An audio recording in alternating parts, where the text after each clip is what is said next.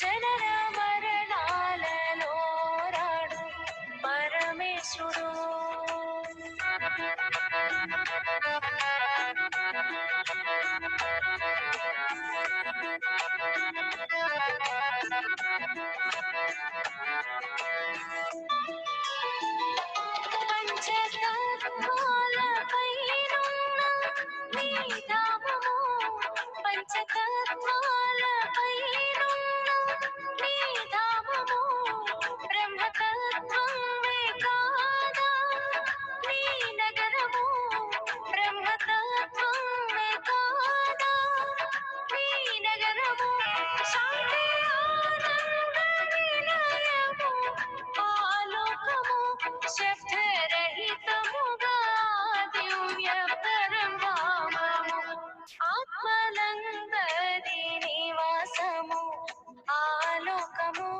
ఇప్పుడు వెళ్ళాలి అందరము ఆధామము. జ్యోతిర్బిందు స్వరూపుడు నిరాకారుడు ఈ భూమికే ఆధారము భగవానుడు.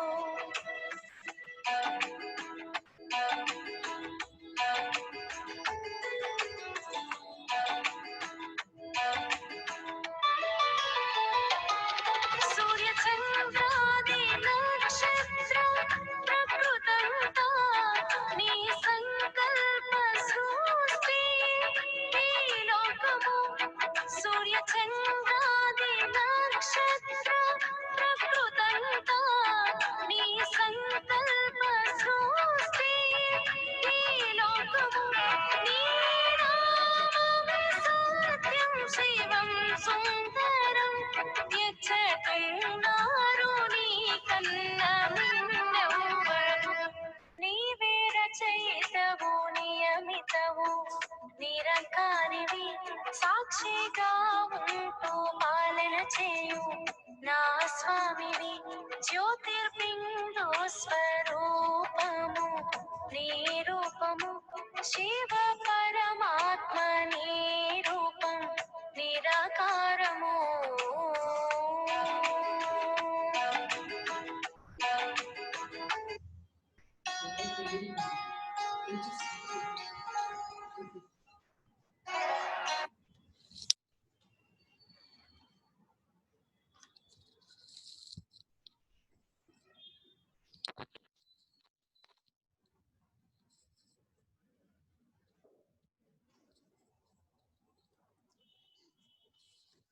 ఓం శాంతి. అందరికీ స్వాగతము. ఈ యొక్క శ్రీమద్ భగవద్గీత యొక్క spiritual insights of Shrimad Bhagavad Gita అందరికి వినిపిస్తుందా? Okay. The spiritual insights of Shrimad భగవద్గీతలో మనము భగవద్గీత యొక్క అంతరార్థ రహస్యాల్ని, ఏదైతే నిత్య జీవితంలో మనము అందరము భగవద్గీతని ఎంతోమంది చదువుతూ ఉంటారు. మరి దీని యొక్క ప్రాక్టికల్ లైఫ్లో మనం ఎంత దాన్ని ఉపయోగిస్తున్నాము, లేక ప్రాక్టికల్ లైఫ్లో ఉపయోగించడము కష్టమా, ఈజీయా భగవద్గీత యొక్క జ్ఞానాన్ని? ఎందుకంటే చాలామంది అంటారనమాట, మొట్టమొదటిగా శ్లోకాలు అర్థం చేసుకోవడమే చాలా కష్టమైనది. ఫస్ట్ శ్లోకాలు అర్థం చేసుకోవడము కష్టమైంది, ఆచరణ మళ్ళీ చేయాలంటే అది ఇంకా కష్టమైందని అనుకుంటారు. కానీ ఈ 3 days, బహుశా 4 days 5 days కూడా ఎక్స్టెండ్ కావచ్చు. అయితే దీంట్లో మనము భగవద్గీత యొక్క చాలా సింప్లిఫైడ్గా భగవద్గీతలో ఏం చెప్పడం జరిగింది, ఎవరు చెప్పారు, ఎవరికి చెప్పడం జరిగింది, మరి ఎలాంటి సిచ్యువేషన్స్ కొరకు ఇది చెప్పడం జరిగింది, ఇవన్నిటిని మనం తెలుసుకుందాము. మరి ఒకవేళ ఈ జ్ఞానాన్ని మన లైఫ్లో మనం అప్లై చేసినట్లయితే, భగవద్గీత యొక్క నాలెడ్జ్ని మన లైఫ్లో అప్లై చేసినట్లయితే మనకి ఏం లభిస్తుంది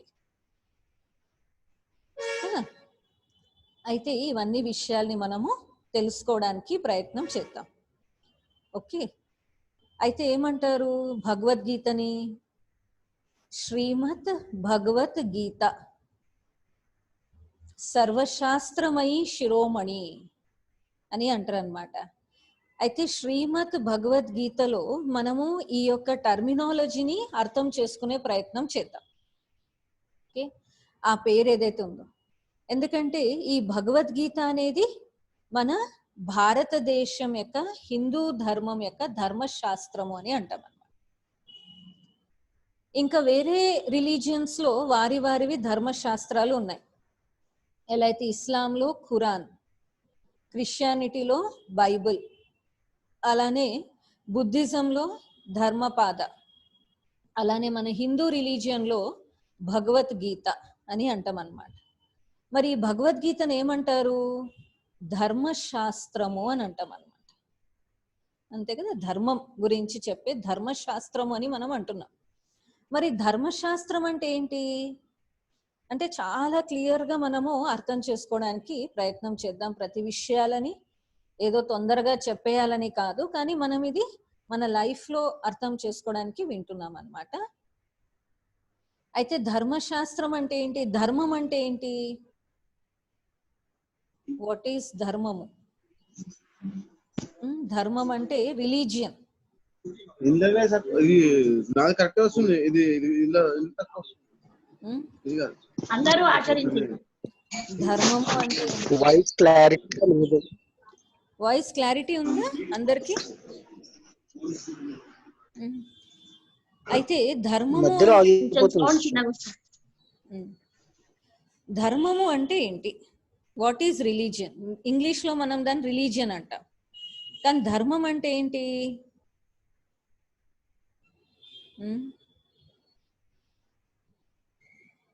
అయితే ఇక్కడ ఒక చెప్తారనమాట, ఒక సామెత అనొచ్చు. దయా ధర్మ కా మూల హే పాప మూల అభిమాన్. అంటే దయ అనేది ధర్మానికి మూలం అన్నమాట. అంటే దయ ఉన్నప్పుడు ఏమవుతుంది? ఒక మనిషికి దయ వచ్చింది. దయ వచ్చినప్పుడు ఏమవుతుంది? మీకు దయ ఉన్నప్పుడు ఏమవుతుంది? మీ ఫీలింగ్స్ అన్ని ఏమవుతాయి? వాయిస్ క్లారిటీ లేదా? జాలి కరుణ కలుగుతుంది. కొందరికి వినిపిస్తుంది మంచిగా. అయితే దయా ధర్మక మూలహే అంటాం. అంటే దీన్ని మనం అర్థం చేసుకుందాము. దయ ధర్మానికి మూలము.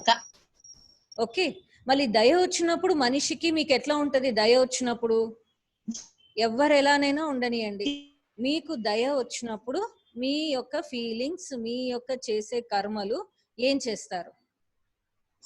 అంటే ఇతరులకి సహాయం చేస్తామంటే ఇతరులకి మీరు హెల్ప్ చేస్తారు దయ ఉన్నప్పుడు కదా. దయ ఉన్నప్పుడు వాళ్ళు ఎలాంటి పాపము చేసినా కూడా మీకు దయ వస్తే మీరు ఏం చేస్తారు? క్షమిస్తాము కదా. వాళ్ళు ఎంత పెద్ద మిస్టేక్ అయినా చేయనియండి, చిన్న మిస్టేక్ అయినా చేయనియండి, కానీ మీకు దయ అనేది ఎప్పుడైతే వస్తుందో నెక్స్ట్ మూమెంట్ మీ కర్మాచరణ ఏమైపోతుంది? క్షమించడము, ప్రేమ, సహానుభూతి, సహయోగము, ఉమంగం ఇవ్వడము. అంటే ఇవన్నీ ఏంటివి? ఇది పాజిటివ్ క్వాలిటీస్, ఇవన్నీ కూడా పాజిటివ్. అయితే ఇవన్నీ ఏంటివి? ధర్మము కదా. ఇవన్నీ కూడా ధర్మం అన్నమాట. కానీ మనము పెద్ద పెద్ద యాంగిల్స్ లో దయ కాదు, పెద్ద కావచ్చు చిన్న కావచ్చు, చిన్న ఇంట్లో జరిగే చిన్న గొడవలో కూడా ఈ దయ ఆ పర్సంటేజ్ లో కూడా మనకు ఉండాలి.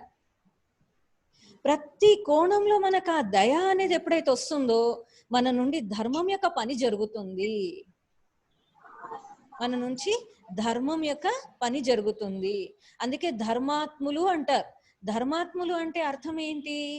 ఎటువంటి సిచ్యువేషన్ అయినా రావచ్చు, ఎదుటి వాళ్ళు ఎలాంటి పరిస్థితిలోనైనా ఉండొచ్చు, కోపంలో ఉండొచ్చు, కామంలో ఉండొచ్చు, అహంకారంలో ఉండొచ్చు, లోభంలో ఉండొచ్చు.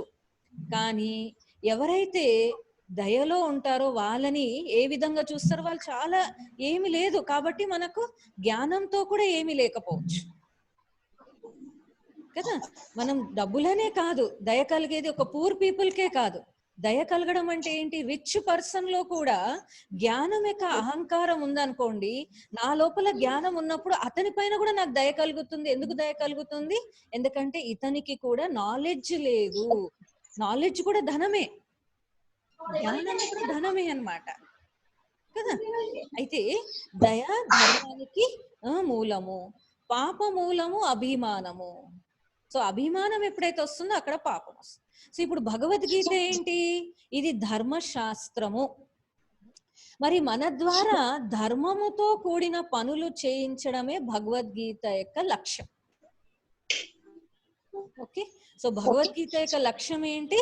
ప్రతి మనిషి ద్వారా, అంటే ఏ ధర్మశాస్త్రమైనా ప్రతి మనిషి నుండి ధర్మం యొక్క పనులు చేయించాలి. మరి ఆ ధర్మం యొక్క పనులు ఎక్కడి నుంచి చేయించడం జరుగుతుంది? ఎక్కడ దాని యొక్క మూలం ఉంది?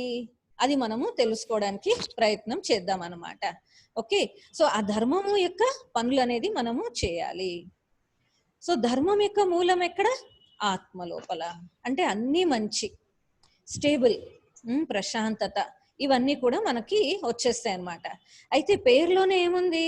శ్రీమత్ భగవత్ గీత. శ్రీ అంటే శ్రేష్టమైనది, శ్రీ అనగా శ్రేష్టమైనది. మతము, మతము అంటే సలహా, శ్రేష్టమైన అతి ఉత్తమైన సలహా. శ్రీమద్ భగవత్ అంటే ఎవరు చెప్తున్నారు? స్వయంగా భగవంతుడే చెప్పేది గీత. గీత అంటే అర్థం ఏంటి? గా అంటే త్యాగము, తా అంటే తపస్య. అంటే త్యాగము తపస్య యొక్క మార్గాన్ని మనకి తెలియచేస్తుంది అన్నమాట భగవత్ గీత. అయితే శ్రీమద్ భగవద్గీత అన్నప్పుడు మరి భగవద్గీత ఎక్కడ చెప్పడం జరిగింది? ఎవరు రాశారు? ఎప్పుడు చెప్పడం జరిగింది? మరి భగవద్గీత యొక్క సారం ఏంటి? అది కూడా మనకు తెలుసుకుందాం. ఎందుకంటే ఇప్పుడు ప్రపంచంలో మనుషులందరికీ కూడా ఏం కావాలి? మనుషులందరికీ కూడా ప్రపంచం కావాలి, శాంతి కావాలి కదా. అందరికీ కూడా కావాల్సింది మనశ్శాంతి కావాలన్నమాట. అయితే ఆ శాంతియుక్తమైన మార్గము తెలియచేసేదే భగవద్గీత అన్నమాట. ఓకే, అయితే ఆ శాంతి ఇప్పుడు చూడండి, మనందరికీ కూడా ప్రతి ఒక్కరికి అన్ని తెలుసా? ఇక్కడ మీరు వింటున్న వాళ్ళు, మనం అందరం ఎవరైతే వింటున్నామో, మనము ఏదో జ్ఞానాన్ని సంపాదించుకోవాలి, తెలుసుకోవాలి అని మనం వింటున్నాం. మళ్ళీ మన నిత్య జీవితంలో మనం కర్మక్షేత్రంలో వచ్చినప్పుడు, కర్మలలోకి వచ్చినప్పుడు, నాకు అన్ని అయితే తెలియదు కదా. కొన్ని విషయాలు మనం ఏమంటాం? నాకు తెలియదు అని అంటాం. లేకపోతే అన్ని తెలుసు అంటారా? తెలియదు. అన్ని తెలియదనే, అన్ని తెలుసనైతే మనము చెప్పమన్నమాట కదా. కొన్ని తెలియనివి కూడా ఉంటాయి. మరి తెలియనివి ఉన్నప్పుడు మనము ఏం చేయాలి? అడ్వైస్ తీసుకోవాల్సి వస్తుంది. తెలుసుకోవాలి, మళ్ళీ చెప్పినప్పుడు నడవాలి కూడా. ఒక్కొక్కసారి అహంకారం ఏం చేస్తుంది? తెలియకపోయినా కూడా, చెప్పినా కూడా నడుచుకోరు అనమాట. నాకు తెలియదు, ఒకటి ఫస్ట్ విషయం నాకు తెలియదు. సరే తెలియదంటే నడుస్తారా అంటే అలా కూడా ఇష్టం లేదు. నేను ఎందుకు నువ్వు చెప్పింది నడవాలి? మళ్ళీ ఆ అహం అనేది అనమాట కదా. మన చేసే జీవితంలో అంటే చూడండి ఎంత నమ్రత అనేది మన లోపలికి రావాలి. అలానే ఇక్కడ శ్రీమద్ భగవద్గీతలో మనకి జీవితంలో కూడా ఎన్నో విషయాలు, ఆధ్యాత్మిక విషయాలు మనకి తెలియవు. కానీ పరమాత్మ మనకి అది తెలియచేయడానికి ఎంతో శ్రేష్టమైన మతాన్ని మనకి ఇస్తున్నారనమాట. మరి ఆ శ్రేష్టమైన మతం ఇచ్చినప్పుడు దాన్ని ఏం చేయాలి? ఆ సలహాని మనం ఎలా అయితే తెలుసుకుంటున్నామో దాన్ని ఆచరించడానికి ప్రయత్నము చేయాలి. కదా. ఇది ఆచరించడము కొంచెము మనసుతో కూడిన విషయం అన్నమాట కదా. మనసుతో కూడిన విషయము కాబట్టి ఇది ఫిజికల్ బాడీకి కూడిన విషయం కాదు. భగవద్గీత ఇది ఫిజికల్ బాడీతో కూడిన విషయం కాదు. మీకు యోగాసనాలు వేయండి, లేకపోతే ఇలా చెయ్యండి, మీరు ఈ పోజ్ లో ఉండండి, ఈ పోస్టర్ పెట్టండి చెప్పేది కాదు. భగవద్గీత దేని కొరకు చెప్పిన జ్ఞానము? మన మనస్సు కొరకు చెప్పిన జ్ఞానము. మన మనసు ఏ విధంగా ఉండాలి అని చెప్పిన జ్ఞానము భగవద్గీత. అయితే మరి భగవద్గీత ఎవరు చెప్పారు, ఎక్కడ చెప్పడం జరిగింది, దేని కొరకు చెప్పడం జరిగింది? భగవద్గీత ఏమని చెప్తారు, ఎక్కడ చెప్పారు? యుద్ధ రంగంలో, రణరంగంలో శ్రీకృష్ణుడు అర్జునుడికి చెప్పిన గీతా జ్ఞానము అని అంటారు కదా. మరి ఒక ప్రశ్న ఏంటంటే, శ్రీకృష్ణుడు అర్జునుడికి గీతా జ్ఞానం చెప్పినప్పుడు అక్కడ భగవద్గీత రాసిన వాళ్ళు ఎవరైనా ఉన్నారా? శ్రీకృష్ణుడు అర్జునుడికి గీతా జ్ఞానం చెప్పినప్పుడు భగవద్గీత రాసిన వాళ్ళు ఎవరైనా ఉన్నారా? అన్ని అధ్యాయాలు ప్రతిరోజు వేదవ్యాసుడు అక్కడే ఉన్నారా? చెప్తుంటే రాస్తున్నారా? అక్కడ చూసినట్టు చెప్తాడా వేదవ్యాసుడు? వేదవ్యాసుడు భాగవతం రాశారని చెప్తారనమాట. వేదవ్యాపారం కూడా మహాభారతం రాశారు, భాగవతం రాశారు, అంతా కూడా రాశారు అనమాట కదా వేదవ్యాసుడు. కాకపోతే యుద్ధం జరుగుతున్నప్పుడు అవన్నీ వింటున్నారు, రాస్తున్నట్టుగా అయితే ఆయన ఫస్టే రాసేసాడని చెప్తారనమాట. ఫస్ట్ లేకపోతే తర్వాతనో వేదవ్యాసుడు దీని గురించి అంతా భాగవతం రాశారని చెప్తారనమాట. ఇలా ఇలా జరుగుతుంది, ఇలా ఇలా అయ్యింది, ఇవన్నీ కూడా చెప్తారు. దుష్యంతుడు శకుంతల యొక్క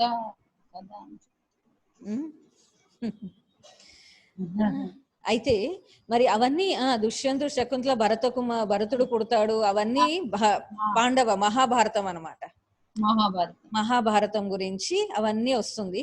కానీ ఈ యొక్క మహాభారతంలో యుద్ధము ఏదైతే జరిగినప్పుడు రాసిన వాళ్ళు ఎవరైనా ఉన్నారా? ఎవ్వరూ రాయలే. వాళ్ళిద్దరి యొక్క సంభాషణ అన్నమాట. అయితే ఇక్కడ మరి ఈ వేదవ్యాసుడు మహాభారతం ఇవన్నీ రాశారని మనం చూపిస్తాం కదా. అతనికి అన్ని సాక్షాత్కారం అవుతుందన్నమాట. ఈ విధంగా చెప్పారు, ఈ విధంగా అయ్యింది అని చెప్పారు. అయితే ఆ సాక్షాత్కారం అయినప్పుడు కూడా 3 రోజులు వేదవ్యాసుడికి అన్ని తెలుస్తూ ఉంటాయి. దాంట్లో ఏవైతే ఈ శ్లోకాలు ఉన్నాయో, వేదవ్యాసుడు ఎవరైతే రాశారో ఈ శ్లోకాలు రాసినప్పుడు అతనికే చాలా విషయాలు అర్థం కాలేదు భగవద్గీత రాసినప్పుడు. అయితే అతనికే చాలా విషయాలు అర్థం కాక ఇంకా సమాజంలో వదిలేశారనమాట. ఎవరెవరికి ఎలా ఎలా అర్థం అవుతుందో దాన్ని వాళ్ళు ప్రతి పదార్థము చేసుకోండి అని వదిలేశారు. సో ఎవరెవరికి ఏ విధంగా అర్థమవుతూ వచ్చిందో భగవద్గీత, వాళ్ళు దాని ట్రాన్స్లేషన్స్ చేసుకుంటూ వచ్చారు. అలా ఎంత పెద్ద పెద్ద మహనీయులు, వాళ్ళకి సంస్కృతం లాంగ్వేజ్ లో ఎలా ఎలా తెలుసు. అందుకే మహాత్మా గాంధీ గీత, టాగోర్ గీత, అలా గీత కూడా ఎంతో మంది ట్రాన్స్లేషన్ చేసిన వాళ్ళు ఉన్నారనమాట. భారతదేశంలో ట్రాన్స్లేషన్ చేశారు, మళ్ళీ ప్రతి భాషలో ట్రాన్స్లేషన్ చేశారు. మరి భగవద్గీతలో అతి అద్భుతమైన జ్ఞానం ఉంది అని తెలిసి విదేశంలో వాళ్ళు కూడా ట్రాన్స్లేషన్స్ చేశారనమాట. అన్నిటికంటే జ్ఞాన సంపత్తి దీంట్లోనే ఉంది అని.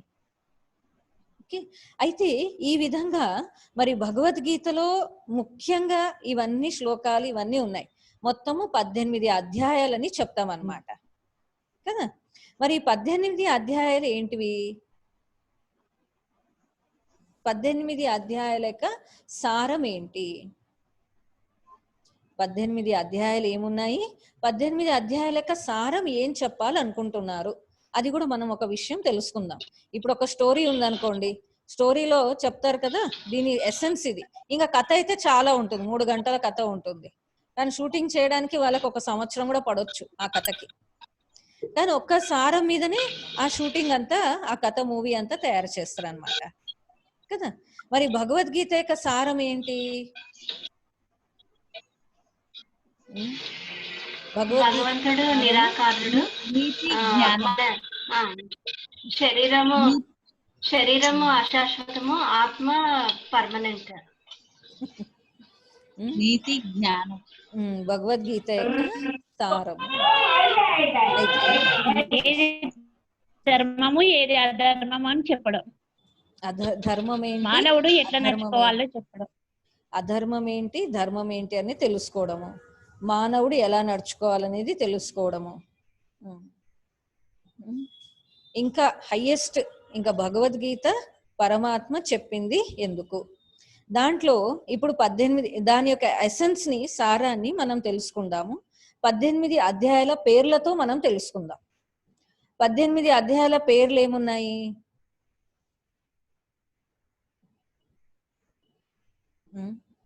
18 అధ్యాయాల పేర్లు ఎవరైనా చెప్తారా? ఇక్కడ గీత తెలిసిన వాళ్ళు, గీత చదివిన వాళ్ళు ఒకవేళ ఉంటే వాళ్ళు చెప్పొచ్చు అనమాట.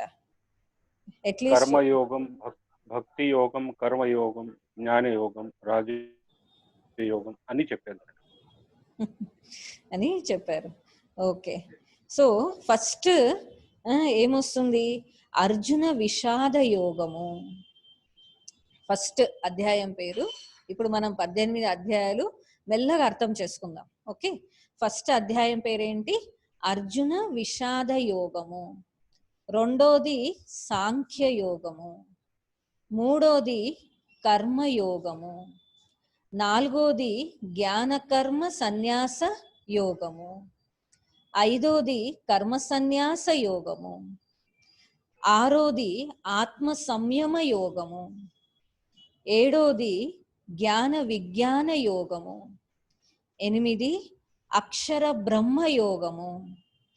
9 రాజవిద్య రాజగూహ్య యోగము. కొంచెం స్లోగా చెప్పండి అక్క. రాసుకుంటున్నారా? ఫిఫ్త్ నుంచి కర్మ చెప్పారు చూడండి. కర్మ సన్యాస యోగము 5th. 4th ఏమో జ్ఞాన కర్మ సన్యాస యోగం అయితే 5th ఏమో కర్మ సన్యాస యోగం. 6th వచ్చేసరికి ఆత్మ సంయమ యోగము. 7th వచ్చేసరికి జ్ఞాన విజ్ఞాన యోగము. జ్ఞానం ఏంటి, విజ్ఞానం ఏంటి, ఈ రెండిటి గురించి తెలియచేయడం అన్నమాట. జ్ఞాన విజ్ఞాన యోగము. 8th అక్షర బ్రహ్మ యోగము. 9th రాజవిద్య రాజగూహ్య యోగము. 9th రాజవిద్య రాజగూహ్య యోగము. 10th విభూతి యోగము.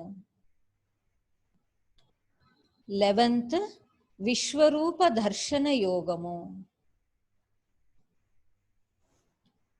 12th భక్తి యోగము.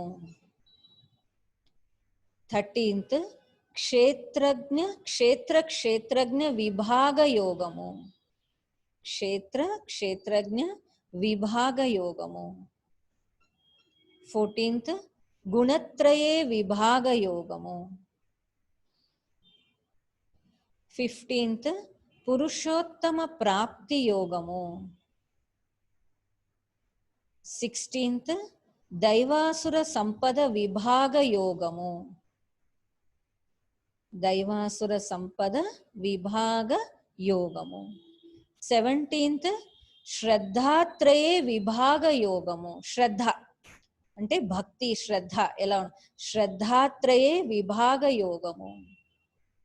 18th మోక్ష సన్యాస యోగము. 18th ఏంటి? మోక్ష సన్యాస యోగము.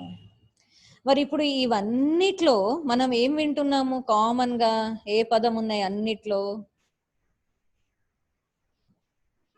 యోగము అని పదం. అన్నిట్లో ఏముంది? యోగము. యోగం ప్రతి దాంట్లో ఏముంది?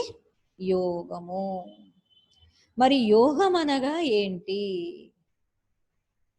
మరి ఇన్ని 18 అధ్యాయాలుగా విభజన చేసి దీనికి యోగము యోగం అని పెట్టారు. మరి యోగం అనగా ఏంటి? ఎవరికైనా చాలా సిరి సంపత్తులు వచ్చాయనుకోండి, వీళ్ళకి యోగం బాగుంది అని అంటారు అనమాట కదా. వీళ్ళ అదృష్టం. అదృష్టం. సో యోగం అనగా ఒక రీతిలో చూస్తే అది అదృష్టం అని కూడా అనొచ్చు. యోగం అనగా ఇంకొకటి ఈ అన్ని అధ్యాయాలు మనం స్టడీ చేసినట్లయితే యోగం అనగా బ్యాలెన్స్, యోగం అనగా స్థిత ప్రజ్ఞత అన్నమాట. రెండో అర్థం యోగానికి. యోగం అనగా ఏంటి? ఇది బ్యాలెన్స్ అన్నమాట, మన జీవితంలో సమతుల్యతని నేర్పిస్తుంది. ఇప్పుడు 13వ అధ్యాయం ఏంటి? క్షేత్రజ్ఞ విభాగ యోగము అంటే మీనింగ్ ఏంటి? దాని మీనింగ్ క్షేత్రము, క్షేత్రజ్ఞుడు. క్షేత్రం అంటే ఏంటి? ఇది ఇప్పుడు మనం అది తెలుసుకుంటాం అన్నమాట. క్షేత్రము, క్షేత్రజ్ఞం, ఆత్మ, శరీరం. క్షేత్రం అంటే ఆత్మ, క్షేత్రజ్ఞుడు అంటే ఈ శరీరం. ఈ రెండితోనే మనం ఉన్నాం. మరి దీని యొక్క బ్యాలెన్స్, సంతులితంతో మనం నడుచుకోవాలి, ఇంబ్యాలెన్స్ గా నడుచుకోవద్దు. అంటే ఏంటి? నేను శరీరానికే ఆలోచిస్తున్నా, శరీరానికే పెడుతున్నా, శరీరానికే పనుకుంటున్నా, శరీరం కోసమే ఆనందాలు, శరీరం కోసమే ప్లేజర్, ఆత్మ కోసం నేను చూడట్లేదు, ఆత్మ కోసం నేను ఆలోచించు. మళ్ళీ బ్యాలెన్స్ ఉందా? క్షేత్రము, రెండు ఉన్నాయి. మన యొక్క హ్యూమన్ బీయింగ్ అంటున్నాం మనం. ఈ బాడీ ఏదైతే ఉందో దీంతో బాడీ ఒకటే కాదు, దీనిలో ఆత్మ, శరీరం రెండు ఉన్నాయి. రెండిటి బ్యాలెన్స్ అంటే ఏంటి? రెండిటి గురించి మీరు ఆలోచించాలా వద్దా? లేకపోతే ఒక శరీరం గురించి ఆలోచిస్తే ఏమవుతుంది? మళ్ళీ పతనం అవుతుంది అన్నమాట. ఎందుకంటే ఆత్మ ఉద్ధారం మీరు చేసుకుంటలేరు. కనిపించేది శరీరం కదా, కనిపించేది శరీరం అన్నమాట. అందుకే 13వ అధ్యాయంలో చివరి శ్లోకంలో చెప్పారనమాట. ఏమని? క్షేత్రజ్ఞ యోరేవం అంతరం జ్ఞాన చక్షుచ. అందుకే ఈ చిత్రం మీకు ఇప్పుడు పెట్టడం జరిగింది. క్షేత్రజ్ఞ యోరేవం అంతరం జ్ఞాన చక్షుచ అంటే క్షేత్రము, క్షేత్రజ్ఞుడు. నేను ఆత్మ క్షేత్రుణ్ణి, ఈ శరీరం ఏంటి? క్షేత్రజ్ఞుడు. ఈ పొలం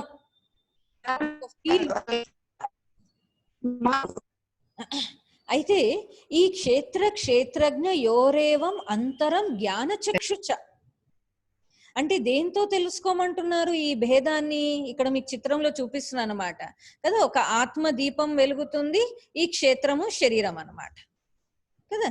ఈ శరీరం అనేది ఉంది. అయితే ఈ రెండింటి యొక్క భేదాన్ని ఎలా తెలుసుకోమంటున్నారు? జ్ఞాన చక్షుతో తెలుసుకో, జ్ఞాన నేత్రంతో తెలుసుకో. ఎందుకంటే ఆత్మ కనిపించదు, ఆత్మ అవినాశి, ఆత్మకి మరణం అనేది లేదు, ఆత్మ కనిపించదు, శరీరం కనిపిస్తుంది. కాబట్టి దీని భేదాన్ని నువ్వు తెలుసుకుంటే ఏమవుతుందంటున్నారు? అప్పుడు క్షేత్రజ్ఞ యోరేవం అంతరం జ్ఞాన చక్షుచ భూత ప్రకృతి మోక్షం చ తే విదుర్యాంతి తే పరం అని అంటున్నారు అనమాట. ఇది 13వ అధ్యాయంలో చివరి శ్లోకం, మీరు కావాలంటే చూసుకోవచ్చు. అంటే ఏమన్నా భూత ప్రకృతి మోక్షంచ, ఎప్పుడైతే నువ్వు ఈ భేదాన్ని తెలుసుకుంటావో, ఇప్పుడు ఒక 5 minutes లో, ఇది జూమ్ కాబట్టి మళ్ళీ కనెక్షన్ పోతుంది, మళ్ళీ మీరు అందరు కనెక్షన్ ఆన్ చేసుకోండి. ఓకే, అయితే ఈ యొక్క భేదాన్ని నువ్వు తెలుసుకున్నట్లయితే ఏమవుతుంది? భూత ప్రకృతి మోక్షం చ అంటే ఏంటి? భూతం అంటే పంచభూతాలు, ప్రకృతి ఈ శరీరము, పంచభూతాల నుండి నీకు ముక్తి అనేది కలుగుతుంది.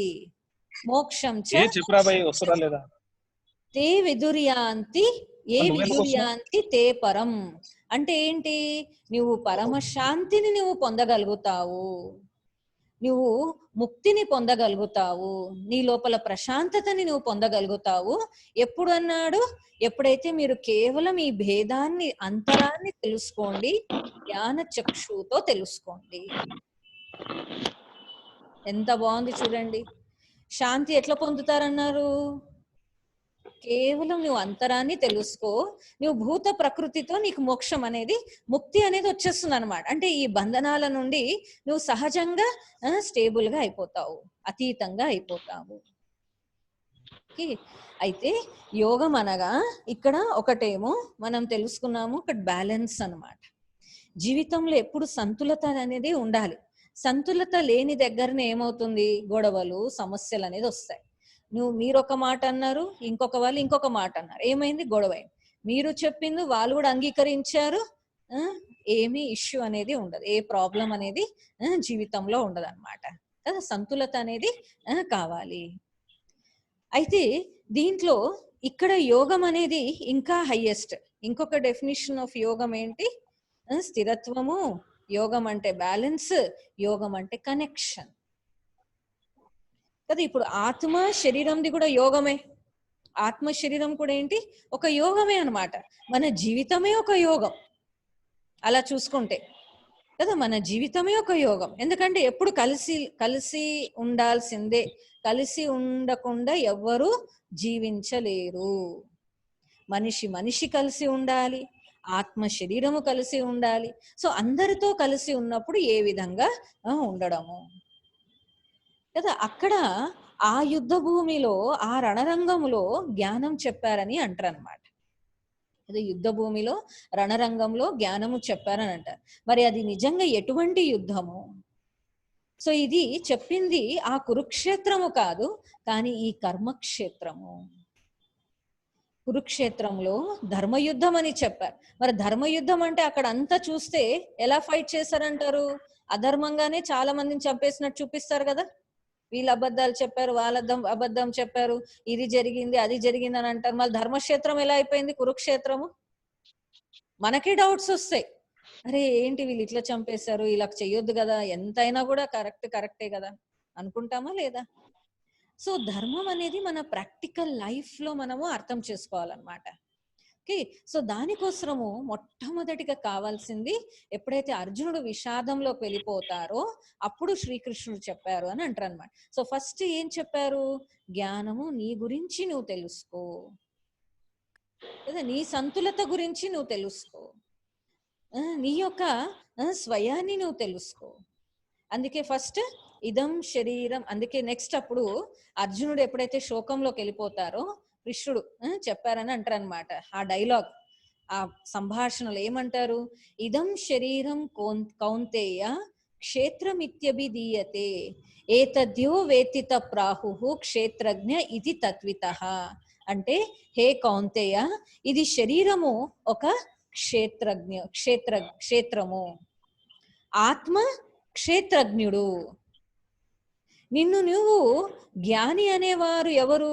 ఎవరైతే ఈ శరీరము క్షేత్రము, నేను ఆత్మ క్షేత్రజ్ఞుడు అని అనుకుంటారో వాళ్ళే జ్ఞానులు. ఇప్పుడు ఎంత బాగుంది. మరి జ్ఞానం అంటే ఏంటి ఇప్పుడు చెప్పండి? జ్ఞానం అంటే ఏంటి? దీంట్లో అర్థం ఏం చేయించారు? జ్ఞాని అనేవాడు ఎవరు? ఎవరైతే స్వయాన్ని క్షేత్రజ్ఞుడు అనుకుంటాడో, ఈ శరీరం అనేది క్షేత్రం అనుకుంటాడో అతనే జ్ఞాని అని అన్నాడు అనమాట. అంటే అనుకోవడం, ఒకసారి క్వశ్చన్ అడిగినప్పుడు ఆన్సర్ రాయడం కాదు, అది నిత్య జీవితంలో ఆ యొక్క స్మరణలో, స్మృతిలో ఉంటూ నడుచుకోవడం అన్నమాట. ఆచరణలో ఉంచుకోవడము, నిత్యము ఆ స్మృతులలో మనం ఉండాలన్నమాట. ఏంటి? శరీరము ఆత్మ వేరు, నేను క్షేత్రజ్ఞుని, ఇది నా యొక్క క్షేత్రము. అందుకని ఇదం శరీరం కౌంతేయ క్షేత్రమిత్యభిధీయతే ఏతద్యో వేత్తిత ప్రాహు క్షేత్రజ్ఞ ఇది తత్వితః. అంటే ఈ జ్ఞానాన్ని తెలుసుకున్నవాడే, అంటే ఈ యొక్క భేదాన్ని తెలుసుకున్నవాడే, ఈ అంతరాన్ని తెలుసుకున్నవాడే జ్ఞాని అని అనడం జరుగుతుంది అన్నాడు అనమాట. ఇక్కడ చూడండి ఏం చూపించారు? స్త్రీ పురుషులని చూపించారనమాట. మీరు ఎంత పెద్ద బ్యూటిఫుల్, ఎంత మిస్ వరల్డ్ కావచ్చు, మిస్ యూనివర్స్ కావచ్చు, ఎక్స్రే తీస్తే ఏమొస్తుంది? ఎంత పెద్ద మిస్ యూనివర్స్ కావచ్చు, మిస్ వరల్డ్ కావచ్చు, మీకు స్కానింగ్ చేస్తే ప్రతి ఒక్కరికి వచ్చేది అస్థి పంజరమే అనమాట కదా. కేవలం ఈ స్కిన్ లో చేంజ్, స్కిన్ లో కూడా బాల్యం నుండి వృద్ధాప్యం వరకు మారుతూనే ఉంటుంది అన్నమాట, పరివర్తన అవుతూనే ఉంటుంది.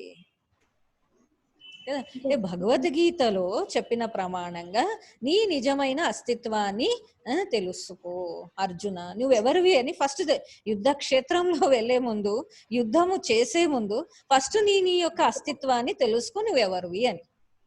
అంటే మనం కూడా ఉదయం లేచినప్పుడు ఇంకా మన యుద్ధ క్షేత్రం స్టార్ట్ అయిపోతుంది అన్నమాట. రోజంతా ఎంతో మంది మనుషులు ఏ పరిస్థితులు ఏ రూపంలో వస్తాయో తెలియదు. సో ఫస్ట్ కాన్షియస్ మనం ఏం తీసుకురావాలి? నేను ఎవరిని అనే కాన్షియస్ ని తీసుకొచ్చి కర్మక్షేత్రంలో దిగండి. మీరు కదా. మీ నిజమైన స్వరూపంతో మీరు దిగండి.